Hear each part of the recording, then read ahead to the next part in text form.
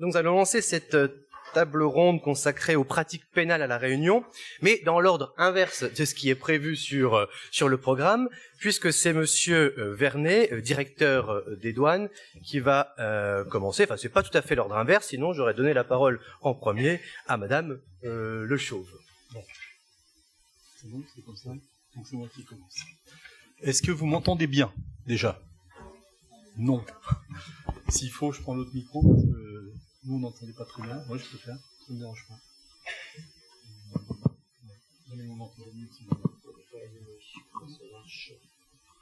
Voilà, non?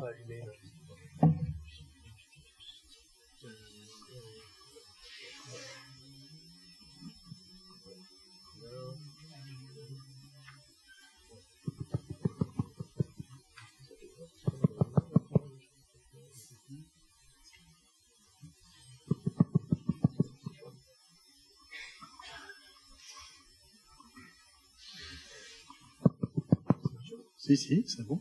C'est bon, non? Bon, allez, tant pis. Alors, donc Patrice Vernet, je suis directeur régional des douanes à Réunion.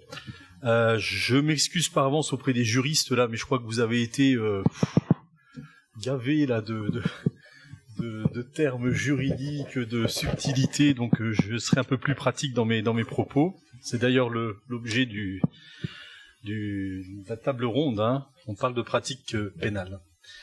Alors, moi, je dois d'abord préciser que les infractions qui portent sur les produits stupéfiants et assimilés sont d'une nature particulière. Ça a été un peu évoqué, mais pas développé suffisamment. Ce sont des infractions que l'on appelle mixtes, c'est-à-dire qu'elles sont prévues et réprimées à la fois par le code pénal et par le code des douanes. Cette particularité implique une très bonne coordination et une bonne articulation des procédures successives, généralement une procédure douanière suivie d'une procédure de droit commun. En ce qui concerne le rôle de la douane intervient en fait sur deux segments. Tout d'abord, la constatation des faits et des infractions, et puis leur répression. Donc je vais d'abord vous parler de la constatation des faits et des infractions. Alors, on a un instrument juridique qui présente beaucoup d'intérêt et de souplesse, qui est le Code des douanes, qui donne le Code des douanes national, puisqu'il y a un Code des douanes de l'Union européenne, mais celui-là ne parle pas du tout de la partie pouvoir et partie répressive.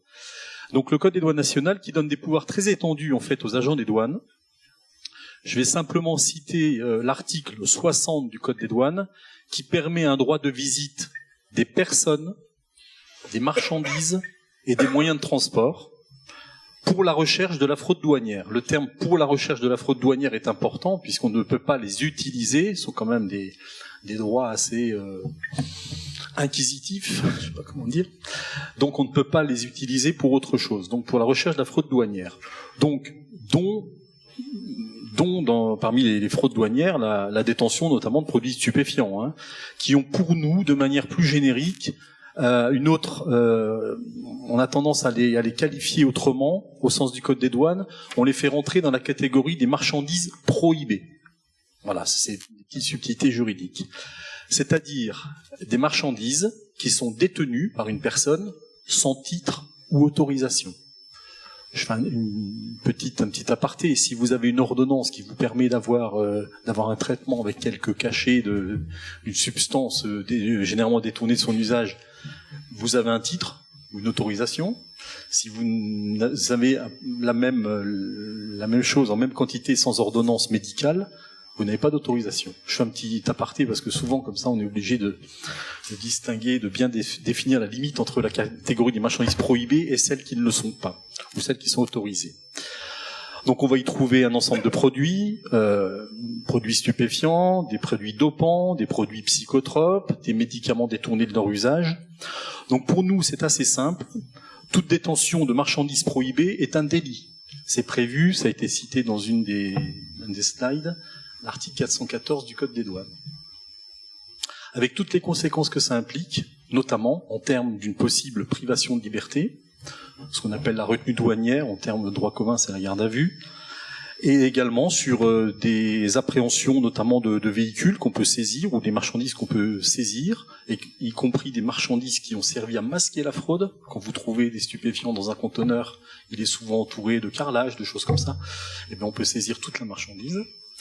Voilà. Donc il faut bien comprendre aussi une chose, c'est que ce pouvoir que je qualifie moi-même de très étendu, ces pouvoirs s'appliquent sur tout le territoire et pas seulement au passage de la frontière et à l'égard de tous les vecteurs possibles. Donc ça peut être un passager aérien et ses bagages, ça peut être un piéton ou un véhicule qui circule sur la voie publique, ça peut être un navire de plaisance, ça peut être un navire de commerce, ça peut être des colis postaux. Donc vous voyez, c'est assez étendu, nos pouvoirs de recherche.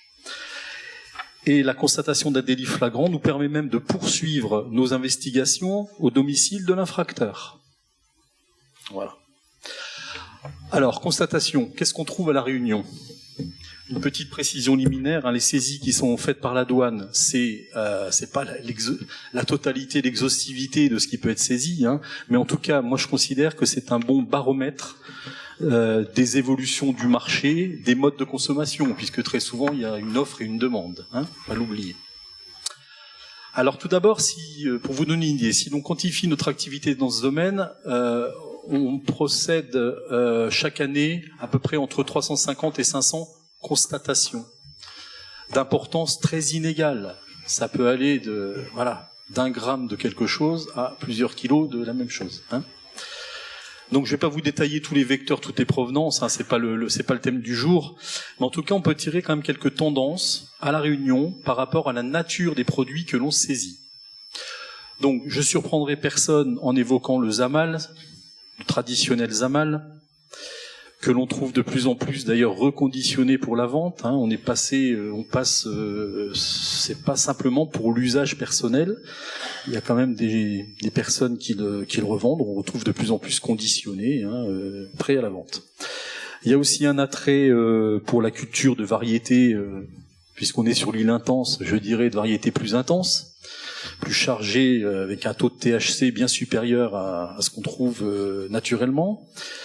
On le voit d'ailleurs parce qu'il y a de plus en plus de graines qui sont importées par voie postale. Donc il y a des cannabiculteurs en herbe, si je puis dire, qui voilà. Et puis on constate aussi dans le même type de produit une augmentation des importations de résine de cannabis, qui n'est pas un produit local. C'est un produit plutôt qu'on trouve en Afrique du Nord ou ailleurs. Pas que là, mais voilà.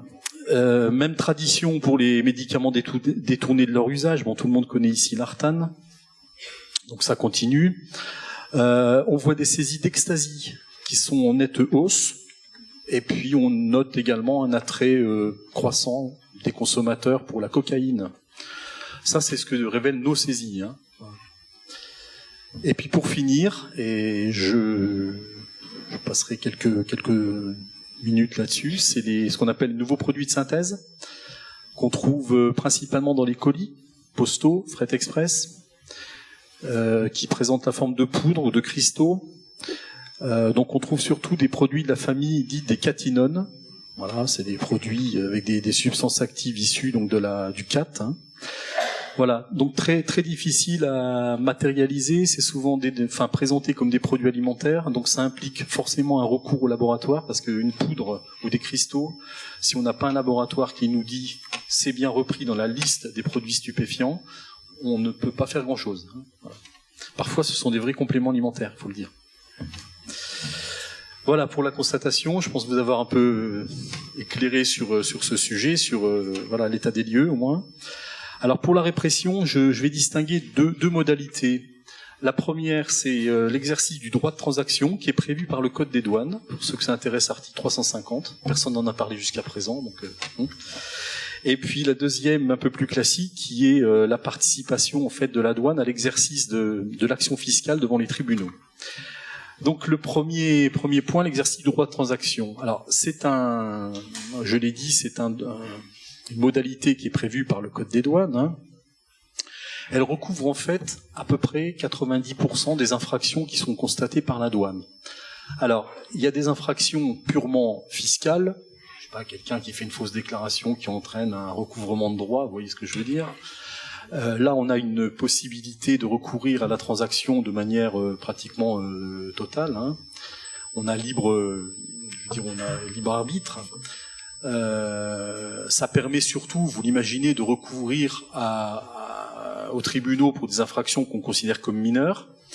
En ce qui concerne les marchandises dites prohibées, je reviens à ma définition de tout à l'heure, ce droit de transaction, il est organisé, puisque je vous ai dit également que les infractions étaient mixtes, c'est-à-dire prévues par le Code des douanes, mais aussi prévues par le Code pénal.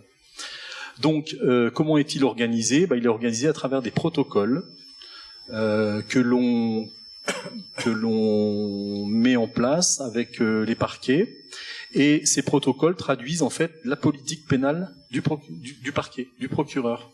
C'est lui qui va déterminer à partir de quel seuil il considérera que l'affaire doit être portée devant les tribunaux ou peut faire l'objet d'une transaction douanière. Voilà. Donc, compte tenu du caractère mixte des infractions qui portent sur les stupéfiants, donc le parquet autorise, sous certaines conditions, autorise donc la douane à transiger, sans avoir à recueillir en fait son avis préalable, et on transige directement avec l'infracteur. Donc, comment on transige, c'est simple, c'est au moyen d'une amende et de l'abandon des marchandises. Voilà. C'est un accord, c'est une sorte de contrat. Le mot transaction veut bien dire ce qu'il veut dire. Voilà, quelles sont ces conditions, à quelles conditions donc on peut transiger ? Donc ce sont des seuils qui sont déterminés par nature de produit. Donc si la quantité que l'on saisit est inférieure à ce seuil, il y a transaction, sans intervention préalable du parquet.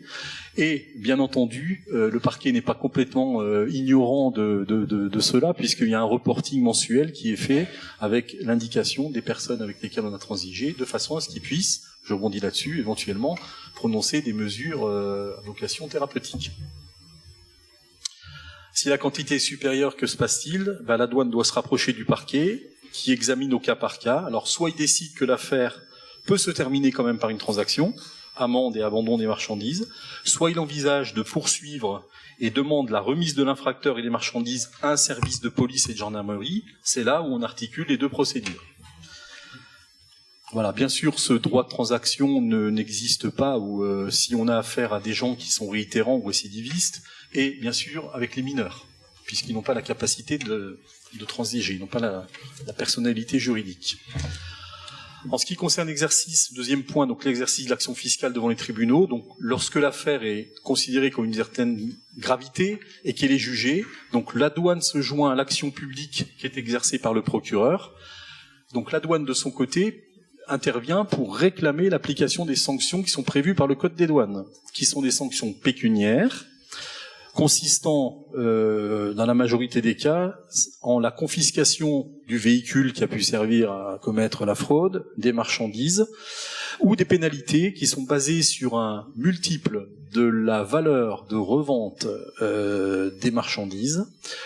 Donc c'est généralement de 1 à 2, sauf que pour les marchandises qui portent atteinte à la santé, dont les produits stupéfiants, ou les délits qui sont commis en bande organisée, ça va de 1 à 10. Voilà. Donc, on atteint rapidement des sommes conséquentes.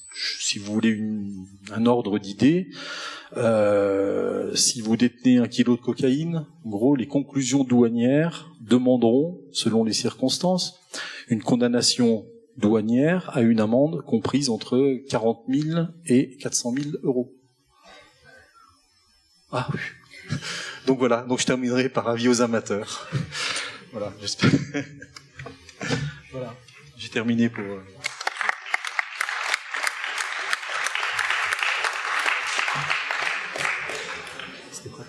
Oui. Merci monsieur Vernet, et je passe la parole à madame Mathilde Le Chauve, qui est donc commissaire de police. Madame le commissaire, c'est à vous. Bonjour, donc Mathilde Le Chauve, je suis commissaire de police adjointe au directeur départemental de la sécurité publique chargé de l'investigation, donc sur le département de la Réunion. Je vais vous proposer de plonger quelques minutes dans la pratique d'une brigade des stupéfiants. Alors je vais me concentrer sur ce domaine, non pas que le sujet se concentre sur les stupéfiants, mais parce que comme ça a été évoqué tout à l'heure, effectivement, les autres produits, l'addiction en tant que telle n'est pas une notion juridique, et l'alcool et le tabac ne sont réprimandés que lors d'une consommation dans un lieu public. Donc, puisque ce sont des produits qui sont légaux et dont la consommation est tout à fait licite, dans la limite du raisonnable, bien entendu. Donc, le ministère de l'Intérieur est très impacté, c'est une priorité du ministère de l'Intérieur, pardon. C'est une priorité du ministère de l'Intérieur de lutter contre les trafics en tout genre. La raison en est assez simple, c'est que les trafics alimentent l'économie souterraine. Qui dit économie souterraine dit sentiment d'insécurité dans les quartiers et crée des tensions sur les différents secteurs entre les trafiquants pour prendre le marché qui peut être pris. Donc l'intérêt de la lutte contre ces trafics est vraiment multiple. D'un autre côté, en matière de trafic de stupéfiants, s'ajoute un intérêt de santé publique, puisque à travers la lutte contre ces trafics, je n'exclus pas qu'il y ait quelque part un petit impact sur la prévention, et essayer de couper la branche sur laquelle les trafiquants sont assis permet de limiter les produits, la disponibilité des produits, et donc quelque part rend un peu plus difficile leur commerce. Donc les policiers sont tous investis sur la lutte contre ces trafics. Il faut savoir que 90% des interventions de police ont lieu en raison de l'alcoolisation des parties. C'est-à-dire que soit la victime, soit l'auteur, soit les deux sont alcoolisés. Et très régulièrement, à cette alcoolisation s'ajoute, comme on le dit à la Réunion, des personnes qui sont sous effet.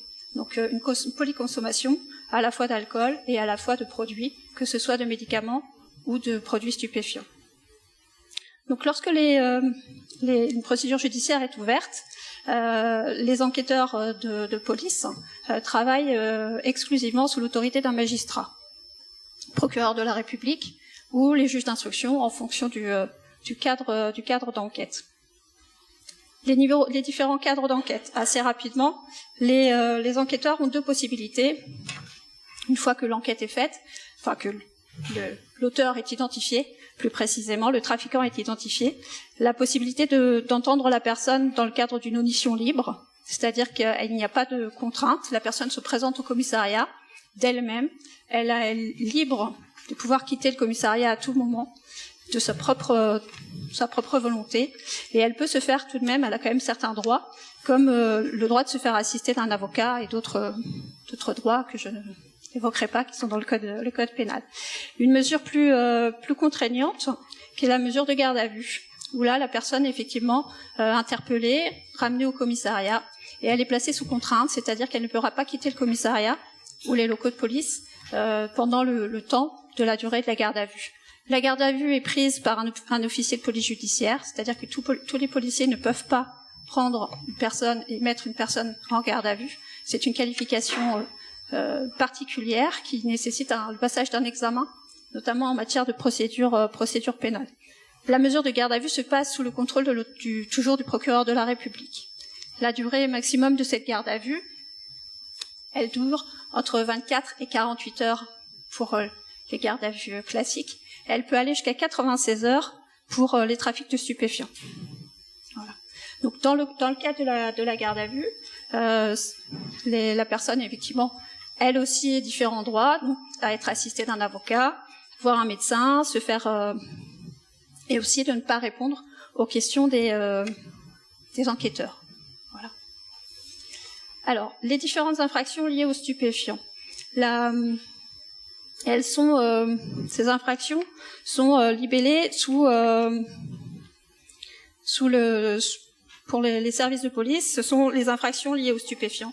Elles font partie des infractions qui sont caractérisées, révélées par l'action des services, ce qui montre bien que ces infractions sont directement liées à l'activité propre d'initiative des policiers et des forces de l'ordre. Il n'y a pas de victimes dans ces infractions, donc il n'y a pas de dépôt de plainte. C'est exclusivement le travail d'initiative et d'enquête des fonctionnaires qui peut permettre de révéler ces infractions. Alors, on a plusieurs types d'infractions.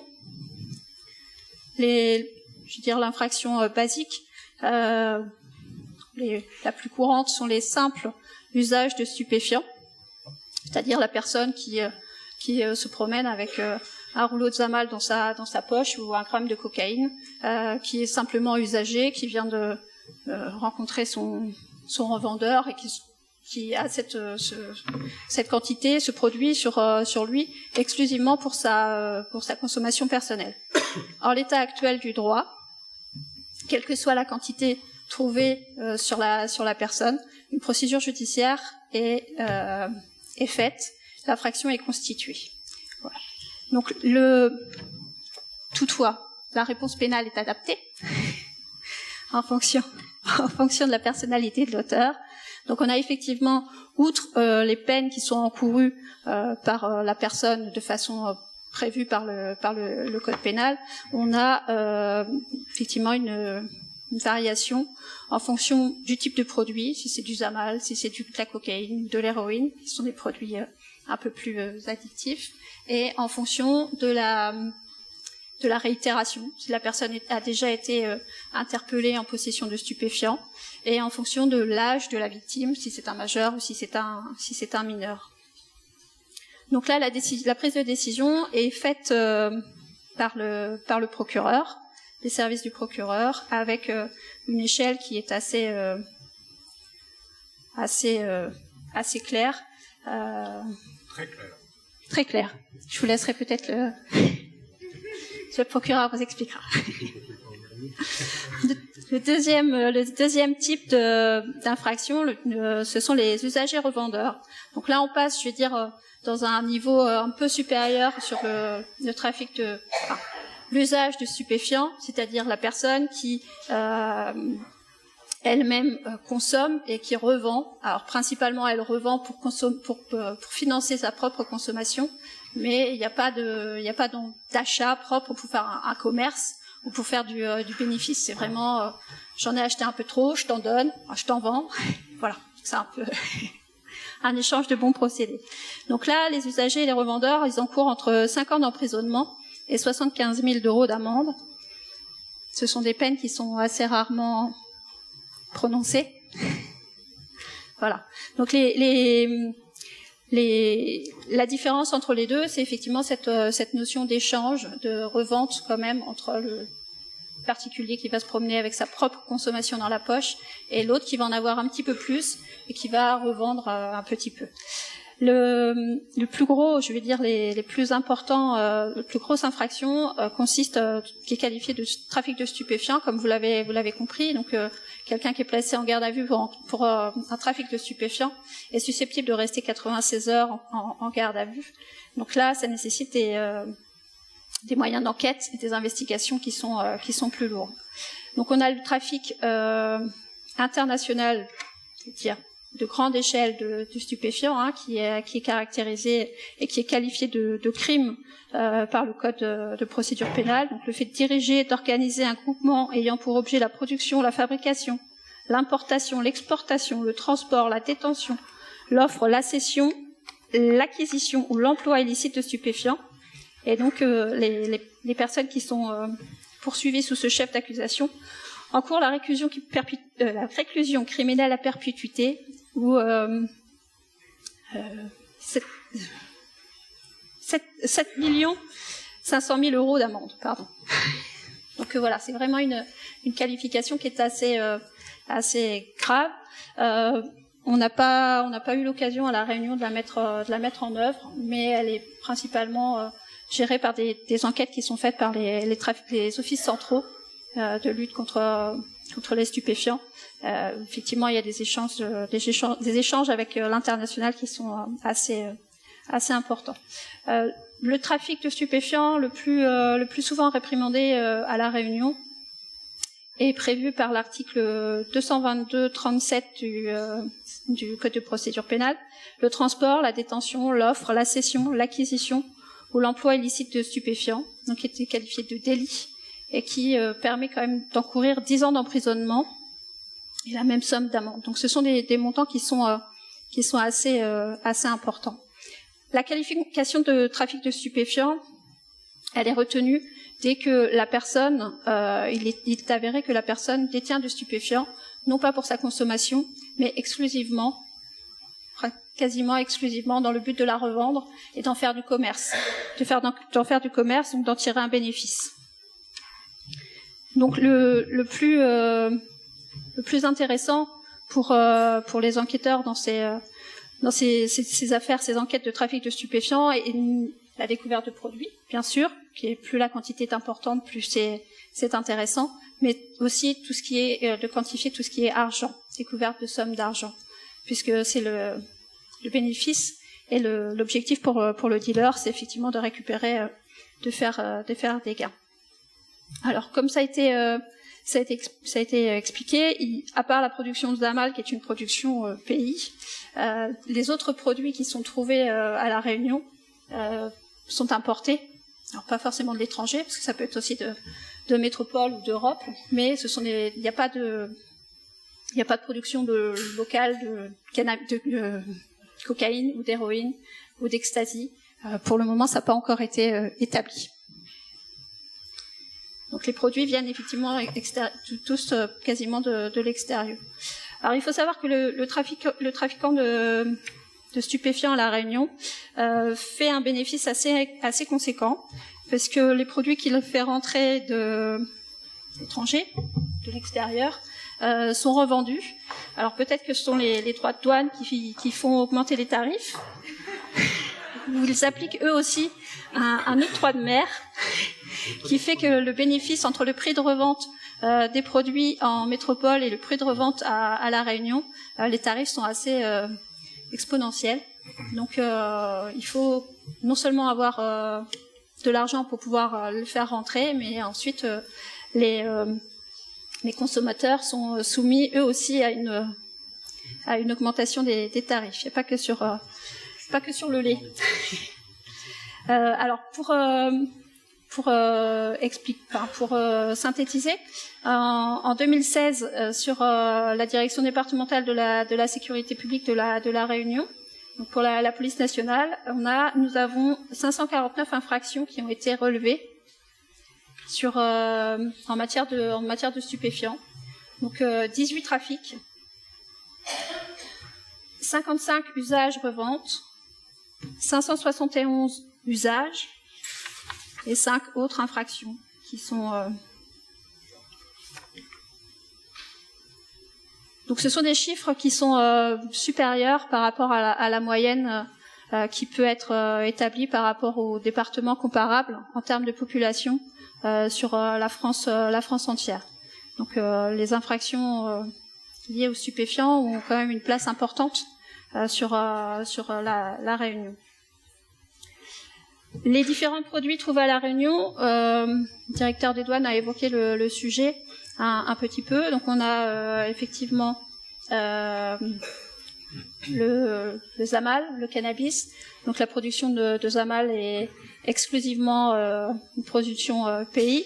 Somme toute, il commence à être quelque peu concurrencé par des puristes qui veulent un cannabis de meilleure qualité.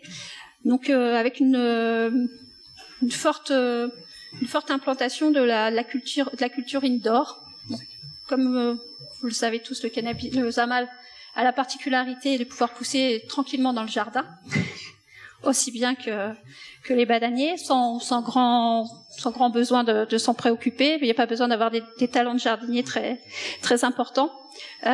Sauf qu'effectivement, la culture indoor de cannabis permet d'avoir, avec certaines variétés qui arrivent, la skunk et l'indica, qu'on a découvert assez récemment, qui permettent d'avoir une teneur en THC. Je laisserai le docteur Mété dire ce que veut dire le THC. Tétrahydrocannabinol. Voilà, qui est beaucoup plus forte. Donc, pour faire un parallèle qui peut faire sourire, le cannabis, le Zamal, la skunk et l'indica, c'est un peu comme les différentes variétés de thé. En fonction de la provenance du cannabis et des plants, la saveur est pas la même et l'effet n'est pas non plus le même.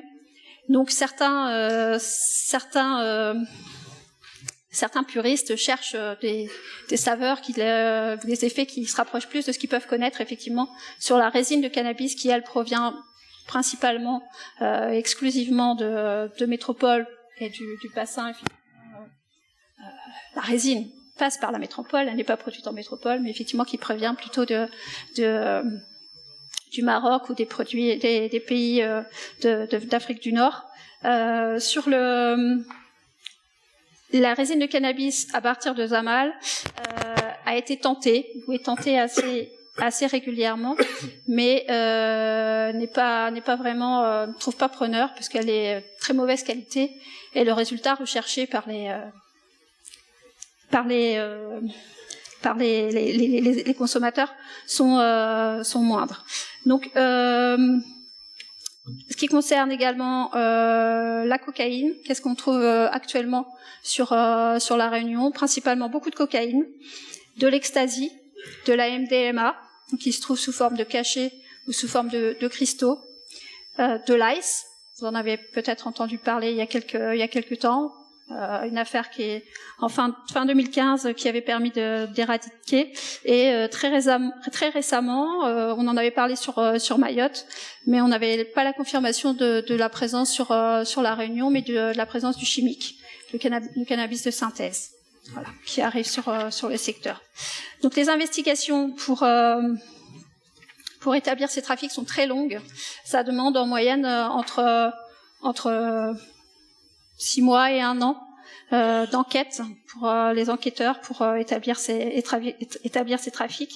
Il faut établir la nébuleuse, c'est-à-dire la tête de réseau qui fait rentrer les produits, qui est en lien avec un fournisseur qui est généralement en dehors de la Réunion, et puis qui se sert de nourrice, comme on peut le voir dans tous les trafics, pour pouvoir stocker les produits, parce que ça leur évite, quand les enquêteurs arrivent au domicile, de stocker tout le produit chez eux. Ça, c'est un peu éclaté, donc il faut identifier tout le monde, et puis redescendre la chaîne sur les revendeurs, parce que la tête de réseau ne revend pas elle-même, elle a tout un réseau de revendeurs.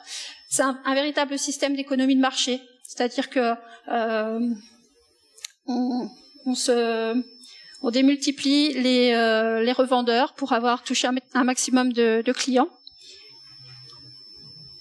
pour retoucher un maximum de clients et pouvoir étendre le commerce au maximum. La réalité du trafic est établie généralement en amont de l'investigation pour pouvoir établir la rentabilité du trafic.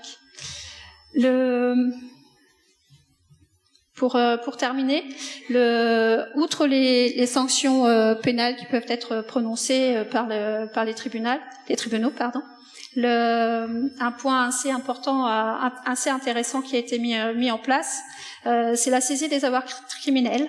C'est-à-dire que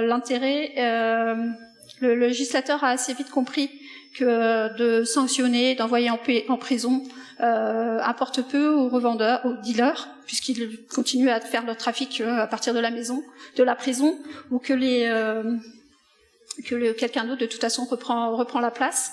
Donc il a été mis en place tout un système qui permet de confisquer les biens qui ont permis de mettre en place le trafic, ou qui ont pu être monnayés à partir des gains générés par le trafic.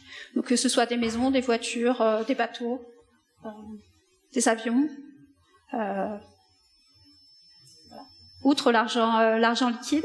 Et ces avoirs criminels s'ajoutent non seulement aux biens qui sont la propriété directe du trafiquant, sauf que, comme vous l'imaginez, ils se sont assez vite adaptés au dispositif, et ils achètent et ils s'immatriculent les biens au nom de leurs proches, donc ce qui permettait plus, avec les textes initiaux, de pouvoir les saisir.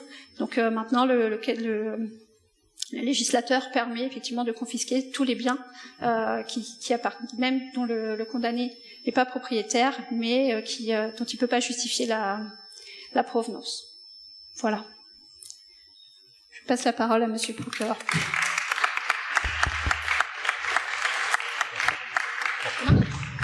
Je crois que ça fonctionne, tout à fait.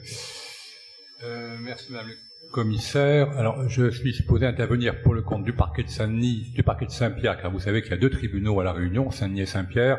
Mon collègue ne pouvait pas venir, il le regrette, mais comme la réponse entre les 2 parquets est la même, je vais essayer de porter également sa parole.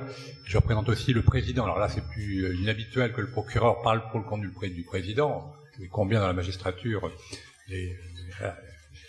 la césure est importante, tout est relatif. En la matière, il n'y a pas un parquet ultra répressif et des juges complètement laxistes, c'est pas du tout comme ça que ça marche. Donc il est navré, il a eu une obligation de dernière minute et il vous présente ses excuses pour son absence. Alors la commande, c'était effectivement la pratique judiciaire sur les addictions. Alors je fais le lien, Madame le Commissaire, avec ce que vous venez de dire sur les trafics. On l'a évoqué tout à l'heure, sur le cadre juridique. Les trafics, enfin, ils nous intéressent parce que derrière, avant des usages, il peut y avoir du trafic.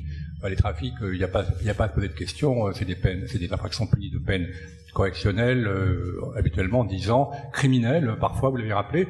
On aurait pu peut-être faire juger la première affaire criminelle pour un trafic d'héroïne en bande organisée. Pour l'affaire dont la presse s'est fait l'écho il y a quelques mois, c'est 42 kilos d'héroïne saisie à Sainte-Rose, qui n'était pas destinée au marché réunionnais, heureusement. Voilà, il se trouve que pour des raisons de procédure, on les fera juger par le tribunal correctionnel d'ici quelques semaines. Mais on aurait pu, si on avait voulu, faire juger ces individus par la cour d'assises. Voilà, donc pour les trafics, il n'y a pas de réflexion à avoir. Il y a toujours à réfléchir. Enfin, c'est pas là-dessus qu'il faut s'interroger sur la pratique judiciaire. Je mets également de côté le tabac, car si on vous a rappelé tout à l'heure dans l'exposé du corpus juridique et du droit positif qu'en matière de tabac, il y a quelques infractions, au passage sur la fameuse dite loi E20, puis la loi Veil, voilà, on a le droit de fumer dans cet amphithéâtre. Il y a 40 ans, tout le monde aurait fumé, maintenant plus personne ne fume. C'est selon les cas des délits ou des contraventions. Il y a très peu de procédures et quasiment jamais de poursuites. Donc, alors vous me direz c'est dommage, car on sait bien que le tabac tue. Voilà, je crois que le tabac est une des premières causes, deuxième cause de mortalité en France, docteur. Voilà. L'aspect, pénal et la prise en compte pénale de ces infractions qui ont été votées par le Parlement ou dictées par le gouvernement s'agissant des règlements, elle est nulle. Enfin nulle. Pas en qualité, mais en quantité. L'alcool, c'est une autre problématique, vous l'avez rappelé tout à l'heure, la consommation d'alcool n'est pas en soi interdite. Je rappelle que la France est un pays de production d'alcool. C'est pas le seul. La Réunion aussi produit de l'alcool. Donc on peut parler de l'alcool, mais évidemment quand on en boit beaucoup, qu'on est sur la voie publique, on est en état d'ivresse, et malheureusement quand on en boit beaucoup et qu'on prend sa voiture ou son cyclomoteur, on commet immédiatement une infraction. Et la Réunion n'échappe pas à la règle, le nombre de délits routiers, c'est ce qu'on appelle les CEA, donc conduite en état alcoolique en jargon policier, gendarmesque et judiciaire. Il y en a des dizaines toutes les semaines, et là tous les milieux sociaux. En matière d'addiction, j'y reviendrai, c'est pas une infraction qui concerne certains milieux sociaux. Voilà. Tout le monde sait que c'est interdit de conduire quand on a trop bu, et pourtant tout le monde conduit après avoir trop bu. Enfin tout le monde, beaucoup de personnes malheureusement. Et il faut rappeler que sur les 50 morts qu'on a eu l'an dernier à La Réunion, il y en avait au moins la moitié qui était liée à l'alcool. Voilà. J'ai eu une réunion il y a quelques semaines dans une ville du nord du département. Comme il n'y en a pas beaucoup, vous allez vite découvrir. On évoquait les morts au cours des semaines écoulées. 3 cyclomotoristes, chaque fois des taux d'alcool supérieurs à 1 gramme. Voilà, donc c'est une réalité. On lutte avec une répression systématique, administrative sur l'aspect permis de conduire, judiciaire, avec des réponses dites de circuit rapide, ce qu'on appelle l'ordonnance pénale qui permet de juger rapidement hors les cas de récidive, et pour les cas les plus lourds, donc quand il y a des blessures, voire des décès, on incarcère les auteurs, et la presse là aussi s'est fait l'écho au fil de l'eau, malheureusement, de condamnations très lourdes, enfin trop lourdes, pas assez lourdes pour les victimes, mais significatives pour les auteurs, prononcées par les tribunaux correctionnels de Saint-Denis et de Saint-Pierre, s'agissant des homicides involontaires causés sous l'empire d'un état alcoolique ou après usage de stupéfiants. Voilà, donc là-dessus, je pourrais répondre tout à l'heure aux questions. Encore une fois, dans un cadre universitaire, la parole est libre. Dans les tribunaux aussi, mais enfin encore peut-être plus dans un cadre universitaire. Alors c'est sur les addictions stupéfiants qu'il y a problématique particulière. Vous évoquiez tout à l'heure, Madame, le dispositif législatif, donc la fameuse loi de 1970, qui a été réformée depuis à de multiples reprises. Il faut se rappeler, mais vous le savez tous, que cette loi, à l'époque, sort alors que, notamment en Europe, mais aussi aux États-Unis, enfin, en Europe et en France, c'est un dispositif français, mais beaucoup de pays similaires ont voté des textes répressifs, alors qu'il y a une explosion de la consommation d'héroïne, avec des overdoses massives, et donc des centaines de morts liées à l'usage de drogue, d'héroïne. Il existait déjà auparavant des textes répressifs, mais c'est la loi fondamentale, on peut parler d'une sorte de cathédrale législative, mais pour prendre une image de cathédrale, moi ça me fait plutôt penser à la Sagrada Familia à Barcelone. De loin c'est merveilleux, quand on se rapproche, il y a plein de courants d'air. Les courants d'air, c'est on peut dire qu'il y en a un entre ce que veut le législateur et la pratique. Il y a quelques semaines, le Parlement a tenu une commission parlementaire, c'est son boulot, en vue d'une réforme de cette ordonnance agissant de l'usage des stupéfiants, puisque la question se pose, c'était une proposition du président Macron, de contraventionnaliser ou de forfaitiser l'usage des stupéfiants.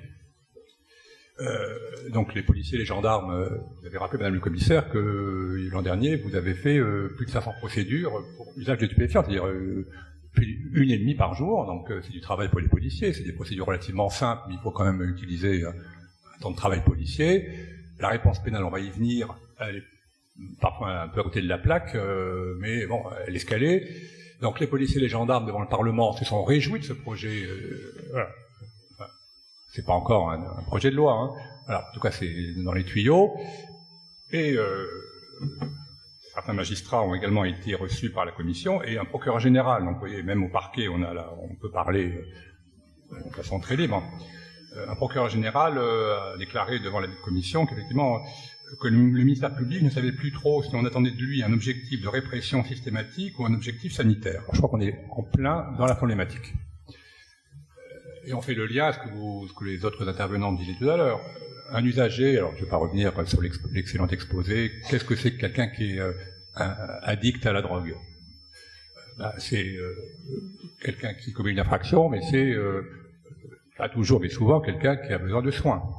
Donc la réponse pénale, elle est à la fois, je disais tout à l'heure à côté de la plaque, je reprends mes mots, ça ne sera pas au plumitif. Elle essaie de concilier, si vous voulez, la réponse individualisée et le grand nombre. Alors, vous allez croire que je passe mon temps à découper les articles de journaux, mais j'avais gardé un article de journal paru dans un des deux journaux locaux au mois d'avril, où on rendait compte d'une étude donc de l'ORS, oui, sur le nombre d'usagers réguliers de Zamal à La Réunion. Alors, je pense que vous connaissez ces textes, enfin ces chiffres bien mieux que moi, docteur. On arrivait à 54 800 consommateurs réguliers. 54 800 consommateurs réguliers, à rapporter à la population. Donc là-dedans, on exclut les octogénaires, et les gamins de moins de 10 ans. Alors, on exclut pas, je vais vous raconter une histoire après. Donc ça, on va dire, à peu près 10% de la population réunionnaise qui fume régulièrement. Et les procès-verbaux dressés par la police, on va rajouter la gendarmerie, et donc la gendarmerie c'est comme vous, donc on est à peu près à 1000-1200 procédures par an. Donc vous voyez, on ne vide pas la mer avec une cuillère trouée. Donc on n'arrivera jamais, si vous voulez, par la verbalisation, à arrêter le phénomène. Je vous évoque deux histoires. Alors, une que je suis la seule à connaître, et une autre que vous connaissez tous si vous regardez les informations télévisées. Il y a 15 jours, j'étais en audience de plaidé coupable, donc tout le monde sait ce que c'est, c'est une procédure en cabinet où le procureur propose une peine à l'auteur d'une infraction, il reconnaît les faits, il accepte la peine, et après un juge homologue. Et je jugeais un septuagénaire, c'est pour ça que j'excluais les octogénaires, mais peut-être pas les septuagénaires, qui étaient en grande forme, chez qui on avait trouvé du Zamal. Bon, alors... réponse habituelle chez les gens de cet âge-là, c'est pas pour moi, c'est pour mes coqs. Bon, alors je sais qu'il peut y avoir une habitude ici, pour différentes raisons, de donner du cannabis au coq, parce que c'est pour les combats de coq parfois, ou parce que c'est supposé avoir des vertus vermifuges, bon, bref. Alors, quand je l'ai appris à ce sympathique septuagénaire qu'il encourait 10 ans de prison, c'est sûr que j'ai eu à la fois une sorte de surprise dans son regard, d'incrédulité, et je suis sûr, parce que je lui ai proposé une peine, comme c'était pas une simple usage, une détention, que je l'avais dit qu'il encourait 10 ans de prison, je lui ai proposé une peine de 2 mois de prison avec sursis. Bon. En me disant, on le reverra pas. Enfin, je souhaite ne pas le revoir, mais c'est l'objet de la sanction pénale, je t'amènerai là-dessus tout à l'heure. Je suis pas du tout sûr qu'il ne recommencera pas. Parce qu'il a dû rentrer dans sa case, dans les Hauts. Il s'était bien d'être venu, parce que je m'attendais pas à ce qu'il vienne. Enfin, il est venu, il a été condamné. C'était la première fois qu'on le voyait devant un tribunal, hein. Il est venu, il a été jugé, il est reparti. Je pense pas qu'il aura pris conscience de ce que c'était que de détenir pour ses coqs. Peut-être à l'occasion, on mélange ça avec d'autres plantes locales, ça fait d'excellentes tisanes. Peut-être. L'autre histoire, vous en avez tous été témoins, c'est il y a quelques semaines, M. Macron s'est rendu en Guyane. Il a déambulé, comme on dit, dans un quartier un peu populaire. Très bien, hein, la sécurité était complète. Hein. Vous imaginez, quand le président de la République se promène, on exclut tous ceux qui peuvent être un peu menaçants. C'est normal.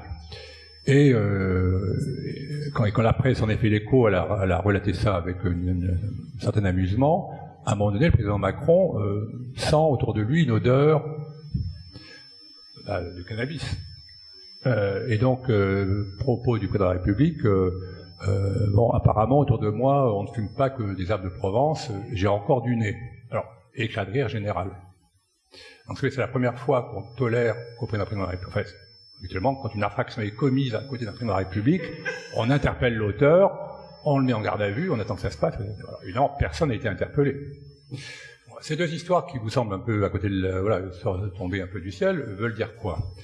Que, s'agissant de l'usage du stupéfiant, il y a une acceptabilité du processus par une partie de la population. Voilà, ça c'est la réalité.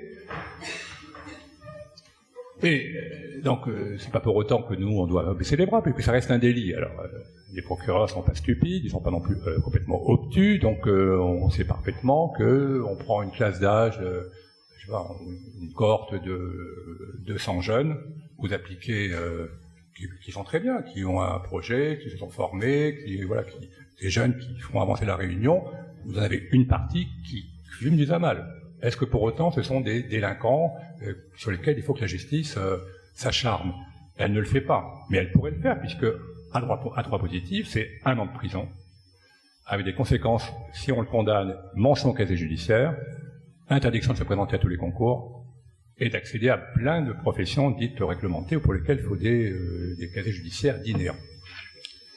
Et si en plus ils sont passés avant par la douane, ils auront eu droit à l'amende douanière, et la douane, c'est normal, c'est son métier, n'oublie jamais personne. Et on s'en réjouit. Alors, dans ce contexte-là, qui n'est pas propre à la Réunion, il y a une spécificité réunionnaise, c'est l'artane. Évidemment, ça c'est dramatique, puisque vous faites un mélange alcool, artane, Zamal, on a des individus ou parfois des femmes qui à jeun sont charmants, voilà, et qui,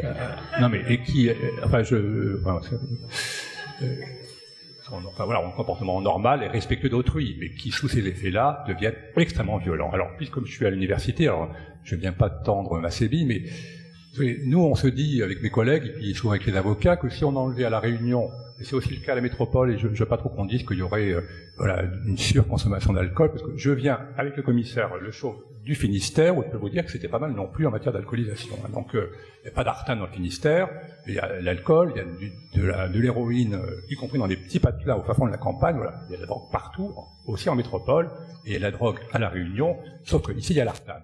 Donc je crois qu'il serait intéressant, parce que vous enlevez l'alcool, le Zamal, l'artane, on ne travaille plus qu'à mi-temps. Et je pense qu'il serait intéressant qu'il y ait peut-être un travail entre les tribunaux de Saint-Denis et de Saint-Pierre et l'université pour qu'on mène une étude sur un nombre suffisant de procédures, parce qu'encore une fois, nous, c'est au quotidien, mais on n'a pas le temps de prendre du recul, pour c'est possible, qu'on fasse rentrer des universitaires dans nos dossiers, des faits de violence conjugale notamment, hein, la violence conjugale, c'est 80% sous effet d'alcool. Alors, on écarterait les délits routiers avec alcool, là, on sait qu'il y a de l'alcool, sauf à analyser les raisons pour lesquelles les gens ont bu avant de prendre la voiture. Voilà, et donc je pense que là, ça serait l'occasion, parce que c'est ce colloque, hein, qui est, je crois, très intéressant, au-delà des intervenants, je parle pas de moi, hein, voilà, de se dire, bon, on a une impression, entre l'impression et la réalité scientifique, il peut y avoir parfois une marge, et là on aurait effectivement des chiffres à opposer, en tout cas à proposer au pouvoir public sur le lien effectif, démontré scientifiquement entre ces addictions qui sont importantes, hein, encore une fois revenons aux chiffres des consommateurs des AMAL, et le passage à l'acte délictueux. Et donc pour revenir à l'usage, donc effectivement avec cette loi qui incrimine depuis très longtemps, 1 an, 3 750 € d'amende, on fait tout pour ne pas poursuivre les auteurs. Mais, non pas parce qu'ici on est laxiste, mais parce que c'est une politique générale. Alors on évoquait effectivement la pratique à Bobigny. À Bobigny, c'est tellement compliqué à Bobigny que on a tout de suite, c'est une sorte d'autre planète, hein, la Seine-Saint-Denis en matière judiciaire. Alors, je touche du bois pour qu'on n'ait jamais les phénomènes délictueux qu'on connaît à Bobigny en matière d'addiction. Alors ici, on créera jamais des tribunaux dits spéciaux, hein. On essaie de juger au fil de l'eau les usages. Il est rarissime qu'on poursuive un usager à l'audience. Alors il se trouve que, c'est une coïncidence, il y a 3 jours, j'ai poursuivi un usager à l'audience. Je dis une chose et son contraire. On finit par poursuivre quand tout le reste a échoué. Ce qu'on met en place de façon systématique, alors en fonction de l'âge, des quantités, le jeune qui est chopé en sortant de chez des amis avec un pétard à la bouche, bon, alors on pourrait, si on le voulait, mettre en place pour tout le monde les stages de sensibilisation au risque des dangers des stupéfiants. C'était une instruction du garde des Sceaux alors de 2012 qui n'a pas été revue depuis, malgré les changements de majorité de ministres. Donc l'idée c'est de privilégier les stages, y compris sur la première consommation, pour éviter qu'il y en ait une deuxième. Alors, notamment quand vous avez des consommations sur les mineurs c'est possible, mais on le fait pour les mineurs, on met en place des mesures plus éducatives. Et pour les très jeunes majeurs, c'est sûr qu'on peut commencer par un pétard avec des copains et puis on peut très vite aller à d'autres pétards. Et je vois qu'on me fait signe d'accélérer le mouvement, donc je vais accélérer le mouvement. Mais c'est tellement prenant que voilà. Donc on privilégie ces stages dans certains cas, on met en place des mesures beaucoup plus significatives ou en tout cas moins prenantes, moins payantes pour l'auteur. En cas d'échec, on va poursuivre. Mais avant de poursuivre, on réfléchira. On ne va pas poursuivre malgré tout celui à qui on a trouvé avec un pétard, qui n'a pas suivi le stage. Lui, on ne le poursuivra pas parce que le tribunal rendrait une décision qui serait une décision sans signification. On a d'autres moyens de circuit court pour le condamner. Et puis il y en a malgré tout qu'on poursuit. Alors là, je vais maintenant transformer en jus du siège. Alors à l'audience. Quelles sont effectivement les mesures qui sont envisagées? Donc là, on vous a rappelé le cadre juridique. De la même mesure que le stage vise à privilégier l'aspect sanitaire, encore une fois, c'est des stages de sensibilisation, donc ils sont supposés se dérouler sur 2 jours avec des intervenants qui sont des professionnels de l'addiction. Le tribunal, quand il va condamner des grandes addictions, stupéfiants et alcool, dès lors que l'addiction est importante, ancienne, nous on a souvent à l'audience des prévenus qui ont commencé à boire de l'alcool à 13-14 ans et à consommer du stupéfiant à 15. Oui, je me tais. Je me tais. Non, je me tais. Voilà. Donc, tout ça pour dire que le tribunal, et puis après il y aura des questions. Le tribunal évite la prison. On privilégie effectivement, vous l'avez évoqué, les sursis mis à l'épreuve, obligation de se soigner avec des services spécialisés qui dépendent de la justice. Malgré tout, si ça marche pas, on peut encore éviter l'emprisonnement avec ce qu'on appelle la contrainte pénale, qui est une peine qui avait été votée en 2014, pour lesquelles le tribunal de Saint-Denis est d'un des tribunaux qui en prononce le plus en France. Donc c'est des peines qui évitent effectivement l'incarcération. Ce que je ne veux pas, mais ce que ne veulent pas mes collègues du siège, c'est d'envoyer en prison pour 3 mois un type, enfin une femme, qui a fumé un pétard. Là, c'est une peine stupide qui ne sert à rien. Le type ressort de prison au bout de 3 mois, moins quelques semaines, et il recommencera. Donc je voulais, il y a le constat fait chez les services d'enquête, par le parquet, par les tribunaux, le siège, qu'il y a des problèmes d'addiction, pas sur tous, pas de la même façon, mais qui justifie que les moyens juridiques dont on dispose soient mis en œuvre.